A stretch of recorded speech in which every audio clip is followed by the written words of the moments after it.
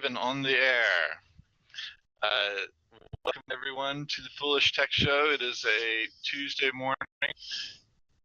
Oh, that was you breathing.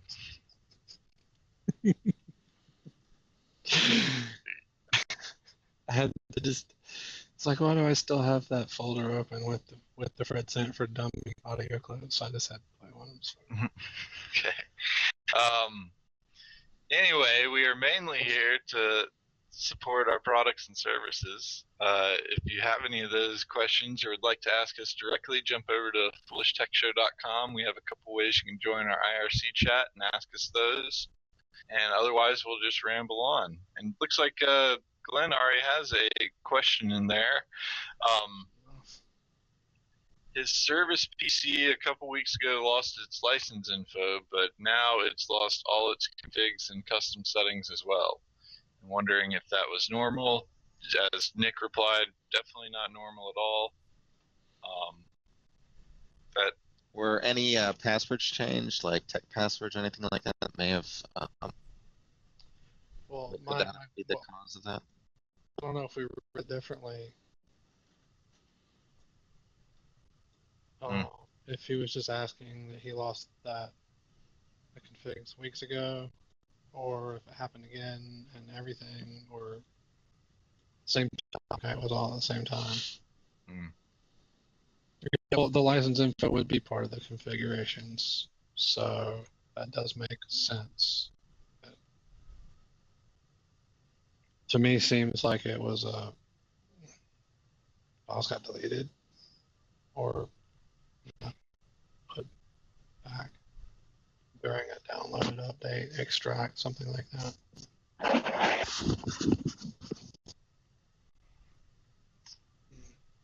Yeah. Corrupted download.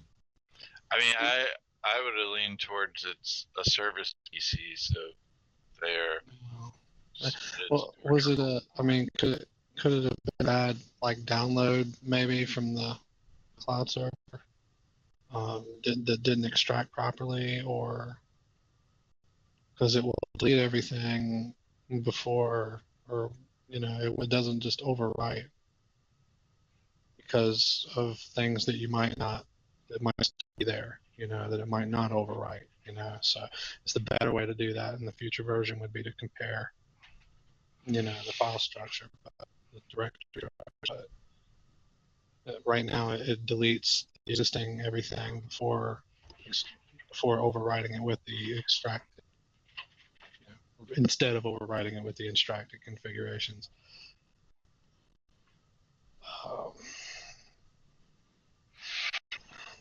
I could see that happening, like Michael said, a different tech password, really corrupted download.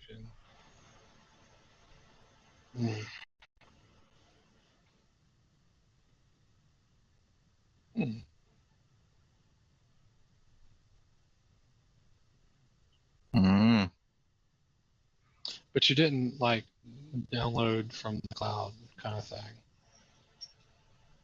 your config, or I forget what you said had actually started the issue. I don't think he knew what started the issue. He just started it up and it came up asking him for the license info again. I configured to update the config on startup or anything. So has it been? It's been over a week since he last launched it.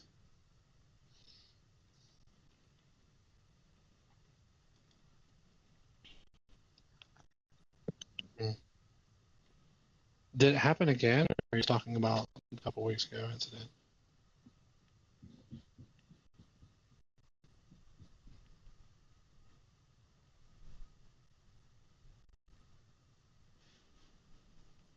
Oh, drat, Rover. I'm not seeing any buffering on my side. Okay, it only happened then. Okay.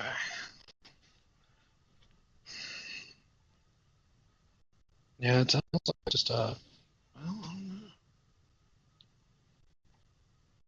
I need wheel chocks for my chair, I think. Like put under the car, jack them up. Well, I was like, you want to like color on your floor? Or what? That's not a bad idea, though. Like, you probably make some interesting patterns. Putting chalk under your wheels.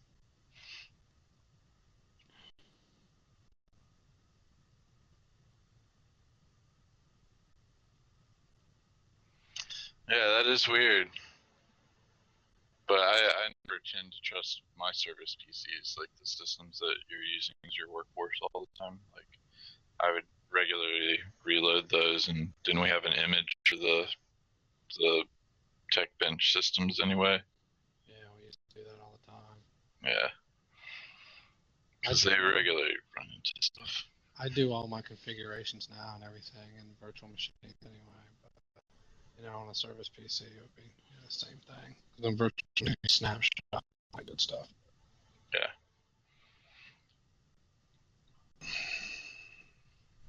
Now that hard drive space is affordable.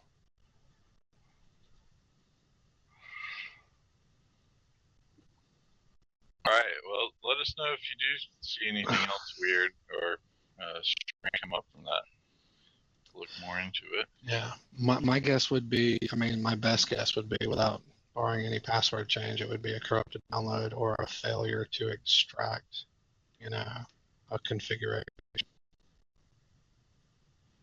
during an update. But you would probably know if you downloaded or configured.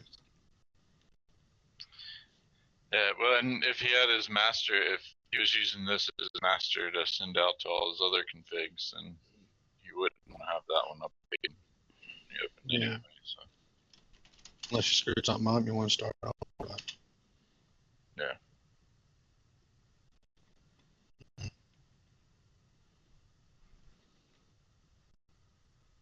Yeah. Cool. Well, let's see if we got something to start off. Oh, this was a interesting link to start off the day. So, everyone should be aware of Pokemon Go. Apparently, in Russia, a blogger has been charged with inciting hatred after going to play Pokemon Go in a church. So he's going to jail possibly for playing Pokemon Go in a church. That's pretty crazy.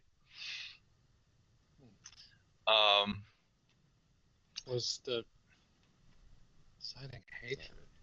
It's because Pokemon Go, you evolve your Pokemon. So like you start off with a weak one, and then it can evolve into higher, more powerful ones. And Right. Yeah. the church is firmly against anything that evolves, apparently.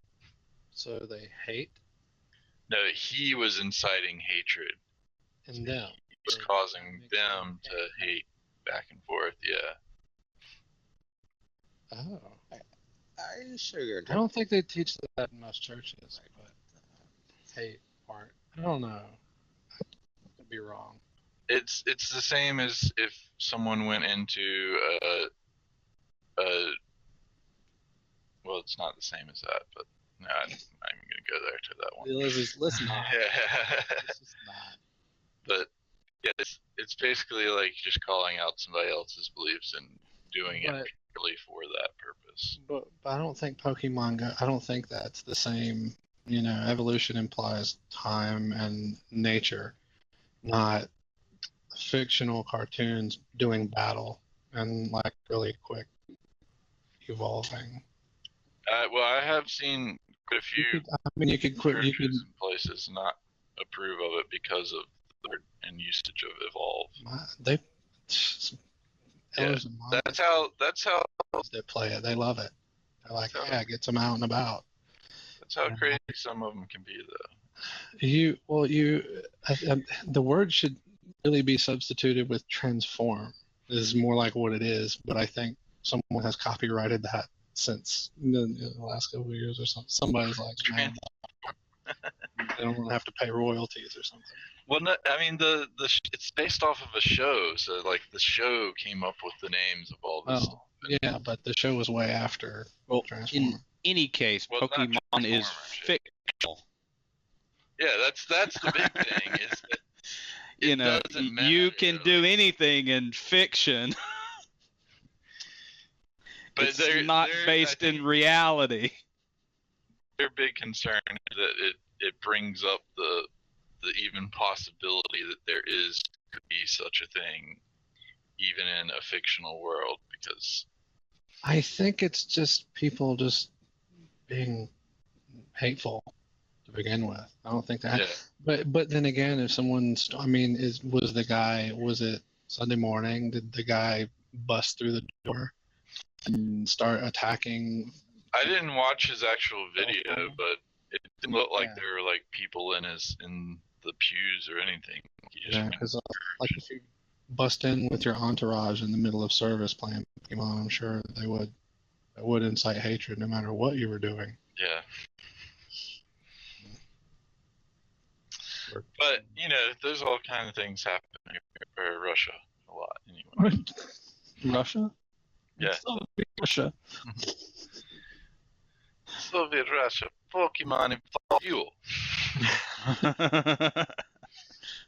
I like See, your Russian that's why it was inciting hatred, because it was the Pokemon are actually evolving him in the church, and then that disproved all creationalism at the same time. So, silly blogger, he should have known what he was doing. Pokemon. So I think this is a warning coming from the FCC. Or no, the Federal Trade Commissions. I'm not sure why they did that, not the FCC, but warning people you shouldn't connect your smartphone to a rental car. And if you ever connected your phone to a Bluetooth connection, you'll see that it asks like download all contacts, download like a whole bunch of information. But apparently there's some features that even like record where you've gone and who you've contacted during those times and leave all that information on the vehicle afterwards. Interesting. Yeah, so don't do that. Or I guess at the worst, I've always been making sure that I disconnect my phone from it after I return the car, but I guess making sure you go into the rental car and delete your phone would also assist. But Yeah, well, if there's like, we were talking about the Department of Transportation and some of those things that we didn't know about on the highways and such here last night, Brantley. Yeah, it's pretty scary, and you probably can't delete that from the car if it's made to store that information and transmit it. well, those things are just always transmitted anytime. But the rental cars, are already tracking you. I mean, they most all are low jacked, I feel. But it's the other people that, so like if I rented a car right after you and you'd left your phone connected to it, I could basically get and download everything off of there and use it to my advantage, and like have all your contacts and different text messages and things like that, possibly, depending on the car make and model and stuff. Yeah. And they do say that it is possible to delete it, but of course, if you're returning a rental car after using a rental car is normally a rush process, so easily forgotten. I wouldn't believe that anyway.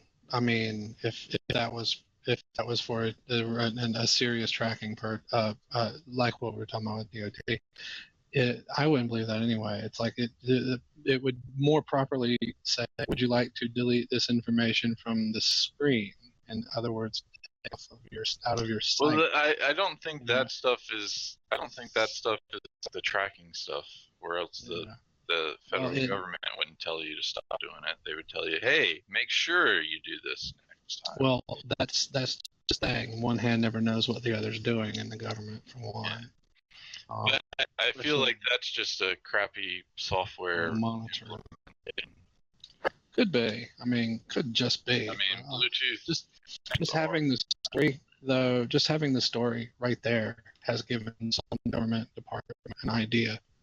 Yeah. So, like I just had. They're going to go and rent a bunch of rental cars. So if there's a rental car crisis in the next week, we're sorry for giving them that idea.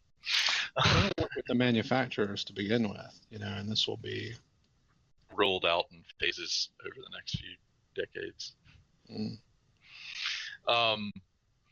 Well, I thought this was a pretty interesting article as well. Articles and of course Slashdot comments. They analyzed 1.4 million scores on hacker ranked test for coding accuracy and speed, and apparently China beat out everyone by far, and America came in like 28th. Poland really would be the bronze. I knew China and Russia would be the winners. Yeah. I mean, that's where I got a lot of good code and malware research done, was on websites that, thank you, Google Translate. And then all of a sudden they weren't in Google's cache, like the next time I went there. There's a good bit of malware from ransom from there. So that seems yeah, US sucks like just about everything. Well, I thought the breakdowns were interesting too, where Poland was the top in Java, France led C++, Hong Kong, Python, Japan, artificial intelligence, Switzerland, databases. AI was a category? Yeah. And you had to program for artificial intelligence. I guess that's just what they were going off of. I wouldn't want to take that test, that's for sure. Nope. Especially the speed one. Oh, and I think we might have talked about the OwnCloud, NextCloud thing on the show, but it looks like what the problem with OpenOffice in that same sense is going to happen. So OpenOffice was purchased by Oracle. Most of the open source people didn't like Oracle, so they left OpenOffice development. And last week. Yeah, they left it, and they joined up LibreOffice and started LibreOffice. Well, lo and behold, this week it looks like OpenOffice could be shutting down. So yeah, so the power of the people has spoken in that case. Oh, and we talked about the fact that robots replacing the workforce, and we showed the one off in Lowe's, and we talked about the burger making machines and pizza making machines. Well, Walmart is officially cutting 7,000 jobs due to automation. Now, is it due to automation or due to the affordability of automation? Interestingly enough, it looks like they're replacing the jobs of Wow, Michael, turn your mic, Mike. Sorry, of the accountants. So, or the people involved with the money. So it turns out that is actually a higher paid position than most of the employees in Walmart. So those 7,000 workers, though, aren't the low wage workers, which you would normally think would be the first to be replaced by technology, but this is actually not. This is actually a much more middle management position or higher, typically paid position for the stores. With Walmart, but that's not the case with burger makers and makers. No, but it was an interesting approach. You look at this, the fact that the 7,000 jobs, but if you look at the quote value of the 7,000 jobs, it's a lot higher than what you might consider otherwise. I'm just looking at it. Is it actually automation or is it, wage? Oh no, this is basically they're doing the bookkeeping. So yeah, it's automation. Yeah, that That's understandable in this particular article, but not everything else Brandon just said. The the thing is being, it's a new money counting cash recycling machine. Oh, there you go. See, yes, it was the accountants. Yeah. Money counting, cash recycling. What's cash recycling? The term struck me as odd as well. It's the money counting machine that's been around for ages. The teller still takes it off of the machine and stacks it, resets it, for you or something. But Maybe the collection of the funds from the registers and the transmission of those funds to some other centralized place, or the distribution of funds from a centralized place to the registers. I don't know what's involved with money recycling, but I'm sure it's something. how do you know what is money recycling? You have to explain that. Yeah. What's involved with it? I don't know. Never mind. Just never mind. It's an interesting. He started, but then you realized he didn't know what he was talking about. Well, it's just a theory I'm having, but it sounds very I reasonable. believe it. Cash into the registers. It's counted, processed, and then put back out in the register as you're starting money in your bill. Oh God, you're breaking up horribly there. We got really? most of it. That might be why the stream was buffering for Rover. It's weird. Here's a link on how cash recyclers work. Yeah, it should probably show through the laundry.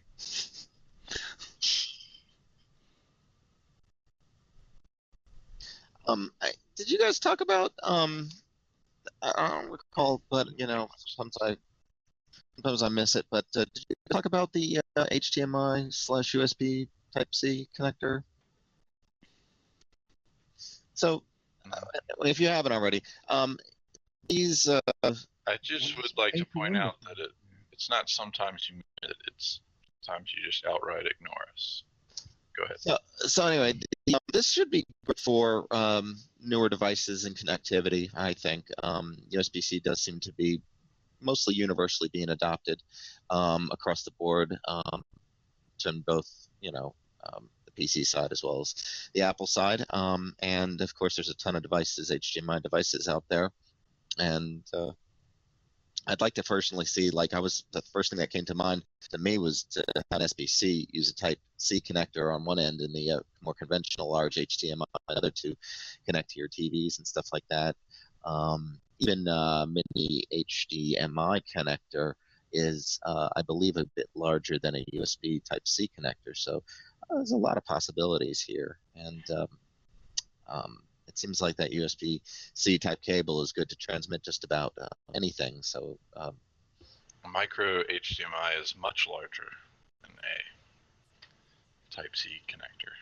There, I wasn't sure exactly the difference, but it will definitely have improvements for the SBCs as well, you'd imagine, right, Brantley? I guess. I don't know. But that's good. You might see people requiring that. It might be something if you guys have a actual physical store, probably something to keep in stock, or consider keeping in stock. More USB Type-C devices come out. Yeah, I was just getting to the point where I was really excited that all of my devices I could charge with one freaking connector, and now they're going to change it so that my newer devices can't charge with that connector. Great job, industry standards.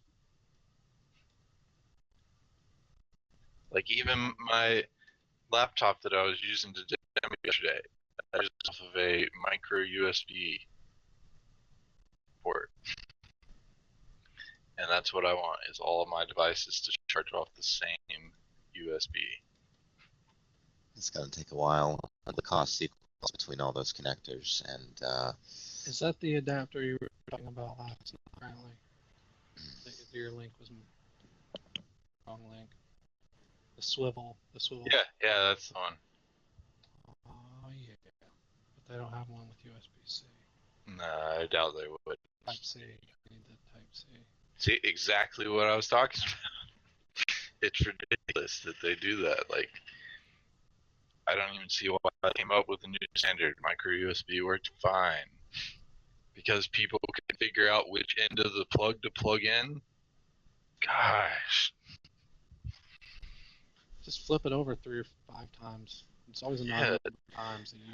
I do have more difficulty plugging in a micro USB connector than I do any other connector that I use on a regular basis. Really? Yeah. That's because he Well, uses iPhone.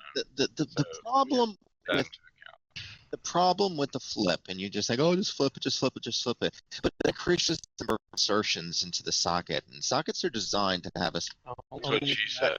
number of insertions into them. To get it in there in the first, and that's just the problem of youth, I guess. But Okay, and if you start out young, just in your bedroom. more often than not, what works on a device is, at least I've had a lot of external hard drives, and it always seems to me the component more likely to break than the actual physical hard drive itself inside the external enclosure is the actual USB connection. And I see all the time by people who basically. It's just weird to me though, because like Howard, I can look at this one, I can look at this one, and I can plug it in. Like, I mean, if you're just going like picking up a cable and like jamming your phone at it, I'm not saying it doesn't work the first time. But people in general, people out there in general, they're having to flip those things a little bit, and an additional wear and tear on the devices. It's a problem. If they're noticing attention to the angle of insertion, so that's usually the most common problem. I'd like to round up all the stupid people and get rid of them too, but it's not gonna happen. We didn't say that you had to get rid of them. Saying that. You gather them all up and train them. Train them, yeah. But in some cases they can make it easier. Should all people read the labels? Well, yeah, but should the labels also be easier to read? Yeah, it's both ways. Do we need labels for every little thing? Yeah. So the USB-C cables are done with a label that says you can plug these in any way you want to. And if that don't work, just flip it. Try it. Well, moving on. I actually flipped my Type-C on the phone one day. Just thinking. Aren't you supposed? Isn't that the purpose? One of the purposes of Type-C? It's not flip. Yeah, but it wasn't. It was probably my angle of insertion, but I was not doing, and I was like, and I flipped, and it went right in. I was like, no. And then I took it out and flipped it back over again. I was like, did I mess something up at some point and not know it? But yeah. Well, you could theoretically, bad angle insert or just mismanaging the cable and the connection, just abusing the joint, while it's plugged in. You could do something, I guess. There's also a lot of vision issues, which could probably cause people to be confused about the orientation of the USB. I don't see why they're not just going to magnets, just straight to magnets. Like, because Apple patented that long ago, and no one can do it. When did they? My Surface has magnets. Really? Surface for the power jack? Yeah, the Surface one. This is a. Oh, no way. Oh, completely magnet. Is Microsoft paying for that? I wonder.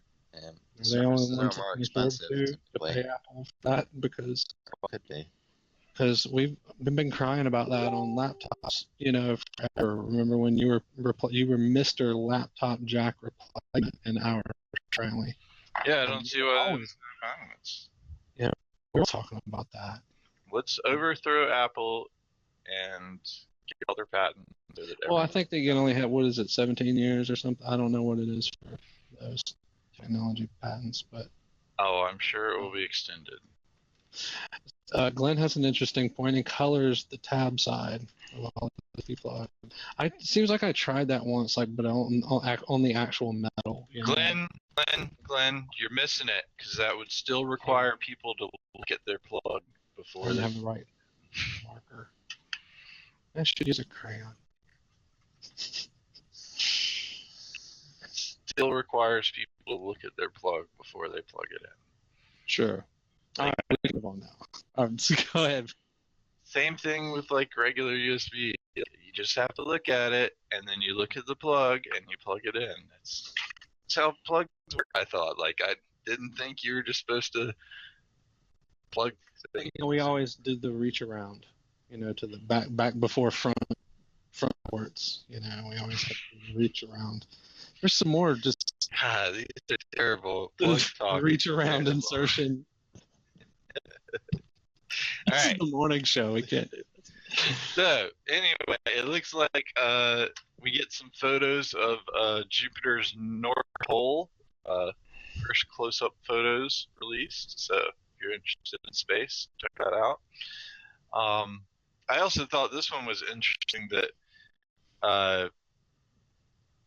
there's a huge difference about the things in space versus things down here, because a small pebble created a huge dent in this satellite. So, I'm assuming it's because that's okay. So that what impacted it just weighed a couple of grams, I believe. But you have to understand, force is mass times acceleration, and these objects are moving at tens of thousands of miles an hour. But they're not able to do that within an atmosphere, which is the point I was going for, is that space acts a lot different than on Earth. You're not going to have a pebble that's going to create a massive dent in a titanium steel. If you got the pebble at that speed, it would. You can't get this pebble up to that speed. Yes, you could. In a tunnel, you could. In like the Large Hadron Collider, you could potentially. I mean, we can construct tunnels and things like that. We have raceways, but not in just the regular atmosphere. I mean, no, it's not going to generally just randomly happen. No, absolutely not. That's the point. It randomly happen in space. Like, it just happens in space. It comes down to mass times acceleration. That's the point. Is it happens in space? It doesn't happen here. Have any of y'all ever heard of Polybius? A arcade game, I believe from the late 70s. If not, I would check out this video about it. So apparently, there was supposedly a arcade game when arcade machines and such were coming out and very popular. There was apparently a arcade game that appeared in the arcade, and everyone loved it. They played it all the time. There were lines around the arcade for it. But people also started reporting strange things like epileptic seizures and blurred vision and memory loss, and black men men in suits coming to their houses and stuff like that. And then the arcade machine just disappeared. So it's a conspiracy theory of a government mind control system, since this was all at the same time of the MKZ stuff going on. So I thought that was interesting. And it does look like a pretty cool game, if that's like an art rendition of it. Like, I was like, man, that does sound like fun. We will play that. I do not have it in any emulator. So. Hold on, Brittany. Oh, that comes. Okay. Wait. This is a gag. This has been around since 2007 about this Polybius thing. This article. The mouth has started. It's not real. The story. It's urban legend, or just or that's what the government wants you to think, since they're still in control. Like, how are you going to prove that, Michael?